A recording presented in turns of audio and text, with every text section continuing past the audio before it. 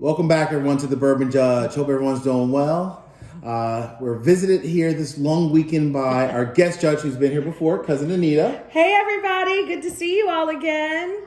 Had some great comments from people saying, hey, Bourbon Judge, you're great and all, but where's your cousin at? So I had to bring her back. So she's back. Thrilled to be back. Absolutely. So today we're going to actually go ahead and review a bourbon that is outside of the state of Kentucky, but has some really kind of cool, interesting facts. So this is Joseph Magnus, and this is the Joseph Magnus finish in the sherry and the cognac cask. So it's a triple cask finish. Cool things about Joseph Magnus. The reason I really picked this one is because this bourbon is now distilled out of the lovely place called Washington, D.C., which is where I live. All right, so pretty cool. So another cool fact about Joseph Magnus, the kind of story goes, so Joseph Magnus was actually a distiller back in the late 1800s, early 1900s, out of Cincinnati, Ohio, which is actually funny enough where my hometown and where our family is from. Yes. So our family's from Ohio, so I thought this was like a perfect bourbon to review today. You did good, cuz. You did good. Thank you. I tried. So, cool thing. So, again, like most bourbon companies, as you know, Cousin Anita, early 1900s, Prohibition happened. And like many other distilleries, they could not just, restart, right? Because it was a long period of time when Prohibition started to when it ended. So Joseph Magnus went out of business. However, his great-grandson, Mr. Turner, not too long ago, about like 10, 12 years ago, found a bottle of the original 120-year-old bourbon in his, I think his mother's basement. Wow. All right, so pretty cool. Found the bottle of bourbon. And, he wanted to, kind of find a way to, hey, can I reproduce this bourbon in today's environment? So he had the help of some folks from Buffalo Trace, some help from folks from Woodford Reserve, and he went to the company that reproduces mass bourbon for tons of other companies that are trying to start up, MGPI, right? So MGP out of good old Indiana, partnered with them. And they were able to kind of source the bourbon for him using the same, kind of makeup that the original Joseph Magnus had in the bottle that they found in his grandmother's basement. Awesome. So here we are. So the bourbon itself, it's for the most part, at least what they have right now, it's a blend of like 8 to 9 year old bourbon. Okay. From MGP. They are distilling it on themselves right now, but until they can kind of get off the ground and running, they are using MGP as a source for the bourbon as a whole. Got it. All right. So price point. This one comes in about $100. Wow. Okay. About $100. Okay. So a little bit of an investment there. Yeah, a little bit of an investment. So it's definitely not on the cheaper end, right? I mean, sometimes you got to pay for potentially good bourbon. We'll be the judge of that. Right. No pun intended. $100, a little bit pricier. And again, it's in DC. This one is actually kind of hard to find. Do you see it a lot in DC? I have not. Actually, this is an introduction for me to this particular bourbon. So okay, cool. Very nice. All right. Well, folks, we love to get into bourbon, so let's pour just a little bit more. Yeah, a little bit more never hurts. Let me just top you off there, cousin. Sounds wonderful. Good. Give myself a little bit more as well. Mm-hmm. All right. So we're going to use these new lovely glasses I got from my family for Christmas. So the Bourbon Judge glasses. So cheers. Cheers, cousin. Let's get into the nose a little bit. What do you smell? So a little bit of caramel there, but actually maybe a little bit more honey. Okay. So I get a lot of fruit for me personally, and it's probably because of the triple cask. Okay. Finish. It has the cognac and the sherry, so I'm picking up a lot of the notes of the sherry more like on the sweeter side, the cognac more of like the fruit and so forth. Yeah. So very sweet off the nose. Yeah. It's 100 proof.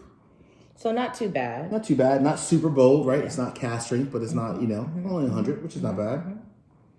Yep. I get a little bit of honey, a lot of the sherry. It's beautiful. Beautiful brown too. I love it. Great color. Very nice Great color. Very nice.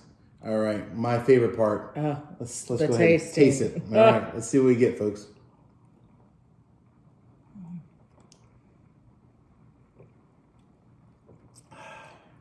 Okay. That went down very smooth for me. Yeah, very nice. Very smooth for me. What are you thinking? Definitely not on the spice side. So we've discussed that. So I don't get that at all. So no rye. You don't get that spicy rye kind of a bitey. I do not. Okay. I do not. It is dancing on my palate right now. Okay. It's finishing really well. All right. I'm enjoying it. Yeah. I'm enjoying it, actually. Really nice. Very smooth. Very smooth. The one thing that stands out for me is the cognac finish. It reminds me of like a bourbon and a cognac kind of got married together. That's true. Right? And That's it's very true. sweet but smooth at the same time. It's not bold. You get a little bit of a burn going down, but not a ton. Not a ton of spice, so there's not a lot of, probably not a high rye content in there. And if it is, it's masked by the sherry and the cognac cash finish. And I'm a cognac drinker, so maybe that's why I don't feel a burn really at all. Very little. Huh. Nice. Not bad, right? Nice. Let's get a little bit more. Yeah.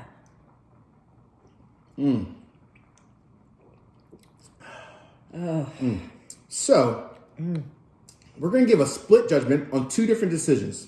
Okay. The first one is, and we'll kind of give, I guess, a dual judgment. Is this A, worth buying? B, is it also worth the price point, $100? It's a little bit more expensive than, the normal bourbon, right? And I know bourbon's a little bit more expensive this day and age. Yeah. But this bourbon has a lot of complexity in it in terms of, finishing the triple cask. Right. Very elegant as a whole. Yeah. So, Cousin Anita, what's your judgment?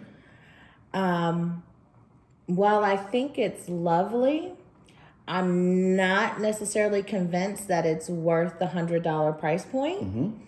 I'm not an expert on bourbon pricing. I think I would be open to somewhere around the $60 range for this bottle. Okay. I don't think your audience would be disappointed though if they spent the $100 on it, because it is a very nice bourbon. Sure. But that's where I'm at on price point. Okay. All right. Let me give my final judgment as well here. Okay. Judgment is in. That was a bang. Let's get a real gavel. Yeah. There we go. All right. So the judgment is in. I actually agree with Cousin Anita.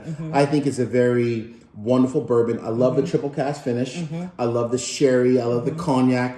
But I would agree with you. I think it's probably like a good $75, maybe $80 max bottle of bourbon. I honestly think the extra $20 or $25, just being honest with our feedback for our reviewers, it's probably going toward the startup cost, right? They're having to pay back, paying for MGP to produce their juice for them, right? Yeah. So I think it's very good. It's very elegant, very well-rounded. I love the triple cask finish, but it's truly only a $75 to $80 value bottle of bourbon. So again, if you have the money, sure, go ahead and buy it. Spend the extra $20, $25 and pay the $100 price point. If you're trying to save a little bit on money, I would probably hold off and maybe not buy this bourbon, because again, the price point. Well, folks, thank you for watching today's video. And it is so great to be back with you all, and just want to say Happy New Year, a little late, and be good to yourselves and your families in 2020. Thank you very much. Please make sure you also subscribe to the channel. Talk to you soon, folks. See ya. Take care. Bye-bye.